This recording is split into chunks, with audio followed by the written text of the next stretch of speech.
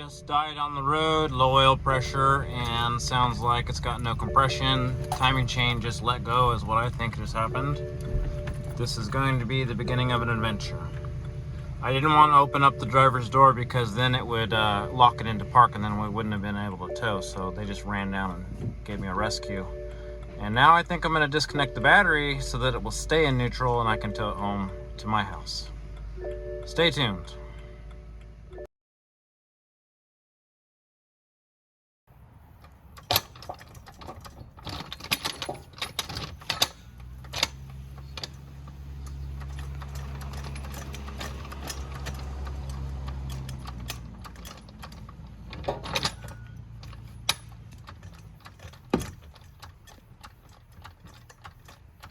Ain't going up at all.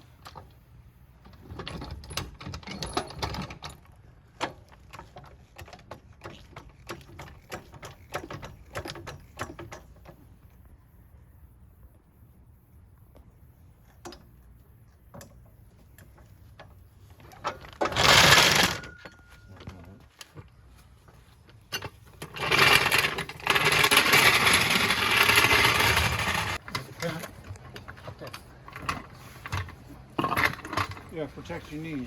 Mm-hmm.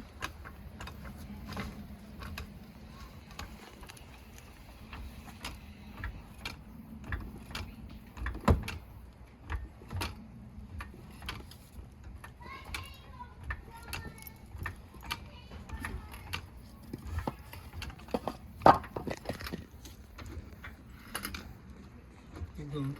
Okay, 3. It's out all the way clear.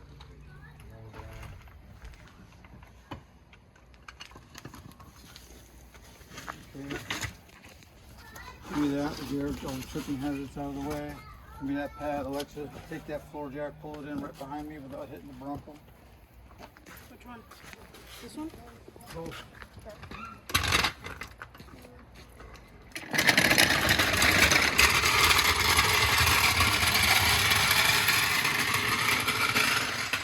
Put on your legs. Start looking rough there. One more pass? Creeper? Yes. But no, it's kind of like antique, isn't it? This is the one that's been up there. I gotta crawl under there and see what the shield has on it. You did everything in red. Huh? I like the red. Oh, I like the red. I'm leaving these, but I'm gonna paint this part purple. I do like this, these walls red. Really pretty red. I think I'll just do bronze or maybe bronze so it don't have so much red. Maybe gold or something like that. Not sure. I have to try to find it. Get the ones that coordinate with each other. So I gotta see if there's any bent valves. If there's bent valves, I gotta take the head off. If there's no bent valves, I could probably take the oil pan off, clean out the broken plastic shit that blocks up the pickup. Because I did all this research, watched videos. The plastic timing chain guides break up, and then they clog up the oil pickup. That's what I was thinking it was. And then when the oil pressure gets low, the timing chain tensioner has no pressure to hold it tight, and then the timing chain tensioner, okay. the timing chain lets I didn't go. know about the tensioner, but I was thinking the lifters were not getting enough. There's like a 50-50 chance that it won't bend valves or it will bend valves. 4-cylinder or V6? 4-cylinder. 4 valve per cylinder? Yes. Oh. Okay, 8mm socket. 8? Yeah. You want a ratchet? On a 1/4 inch. You want a female socket? 8mm on a 1/4 inch ratchet. It's kids. Any extension? Yeah, maybe 8mm deep.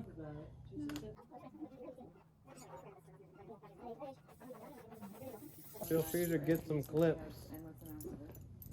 Feel free to get some clips so that I can tighten it up. We got back from grocery. What's that, a time lapse? I was like, I can't. I barely walk. Well, is it just static? No, just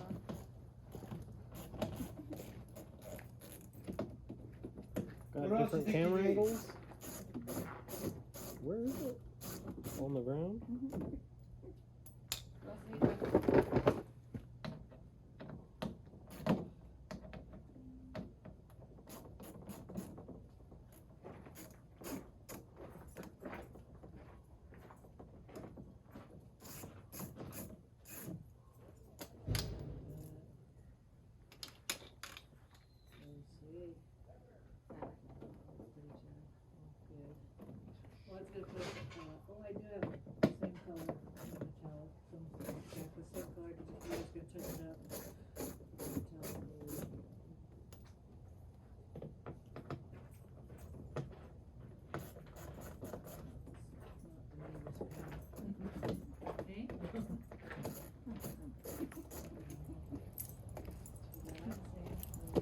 Here's a tray for the nuts and bolts. Here for another mission. You're gonna go to the garage sale with me. So I bought another Instant Pot. Paid $20 for it. It was $170 one. It's the bigger. Huh? Good to have. Yeah, because I was thinking if mine burns out, I want another one. I didn't want to do that much. It was from. She said she only used it 2 times. It's from.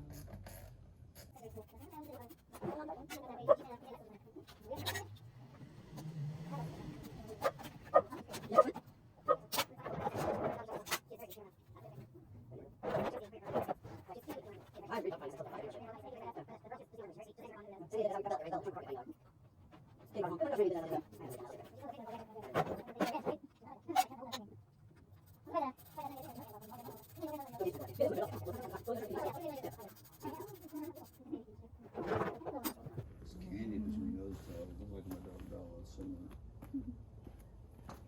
really sweet.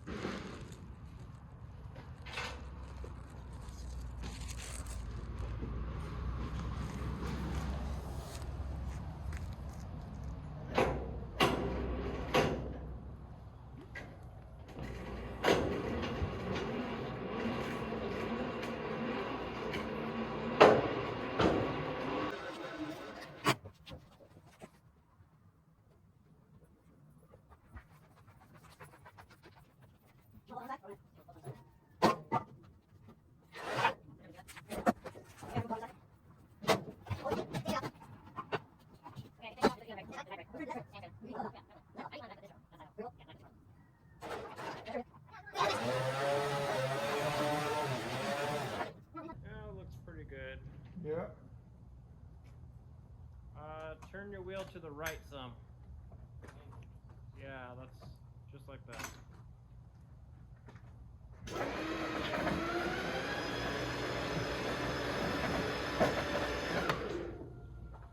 Fucking power. That's nice.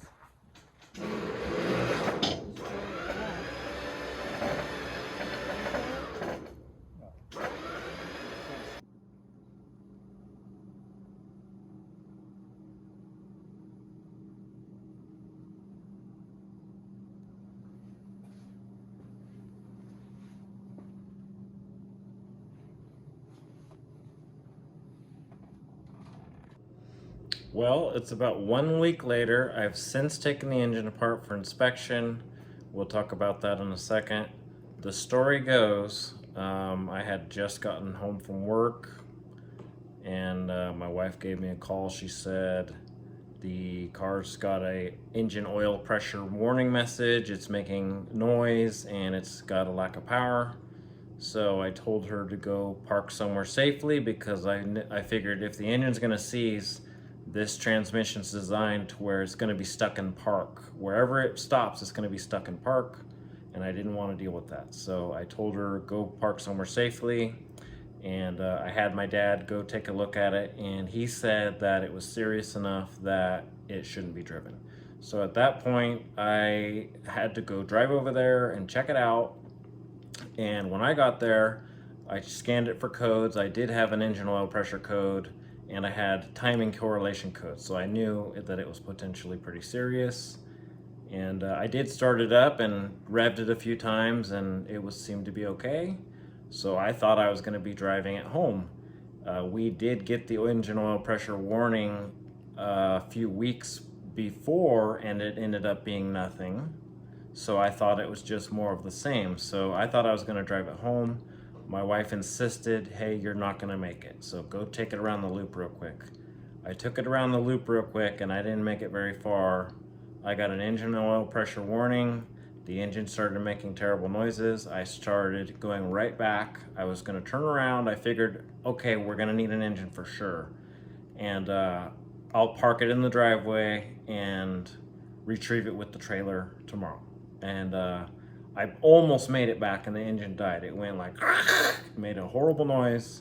The engine stopped, and then I tried to crank it and start it, and it just crank, and I could tell it had no compression. So I figured, yeah, we lost the timing chain.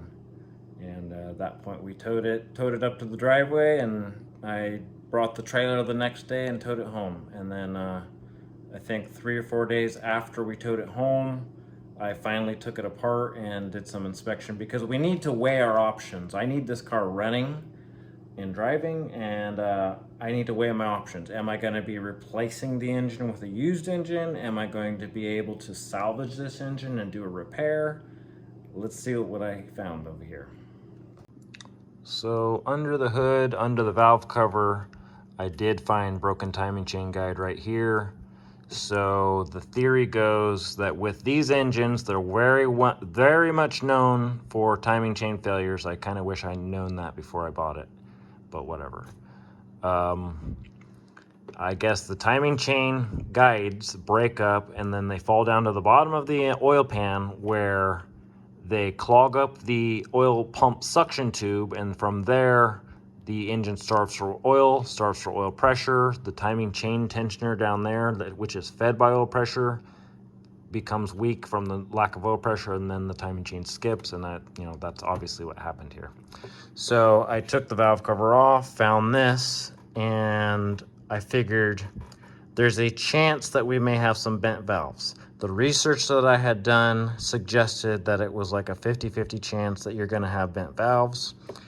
And I didn't even get that far. I didn't even get as far as checking for bent valves before I was inspecting the camshaft. First off, this just looks like it got warm, and it looks a little dry. And then I came back here, and this is the one that had me alarmed because of the flakes sticking out of there. Take a look what we got. Serious lack of oil. Oil starvation.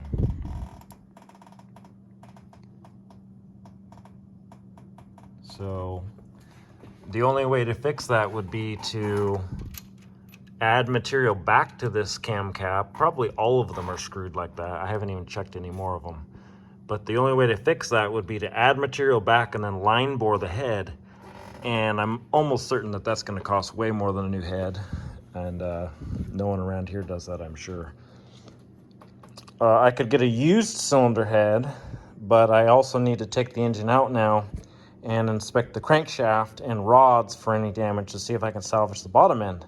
Because if the top end starved for oil and looks like that, the bottom end has a very good chance of being severely damaged also. So a used engine is anywhere from $2,500 to $4,000 running. A running good used engine with high miles that probably needs the timing chains updated anyway is pretty expensive. A wrecked car is anywhere from $300 to $1,500 that I could take an engine out of. So that's an option. If the bottom end on this engine is salvageable, I could probably find a cylinder head for $500 to $1,000, and then probably want to refresh things down the bottom end, like bearings and stuff, and measure the crankshaft and make sure it's actually salvageable. But yeah, that's kind of the options for now, and I don't really have the money to fix this car at the moment, so you may have to stand by on the resolution. So anyways, I searched for N20 timing chain videos. I found several good ones, really good ones for like reference material. I did not find very many BMW X1 engine removal videos, so I don't know, maybe I'm gonna have to be the one to do that, but it seems this engine really doesn't seem that hard to pull out. There's actually a fair amount of room to work on it under the hood, so I'm not too worried about that. But I guess if anybody needs to see what the process involves to pull the engine out, let me know and I'll see what I can do. Next step is to pull the engine out and tear down the bottom end and see what we find. So I'm sure there'll be an update video too. I did also purchase the most popular N20 timing and fuel injector puller toolkit from Amazon, so I might do a separate review video on that.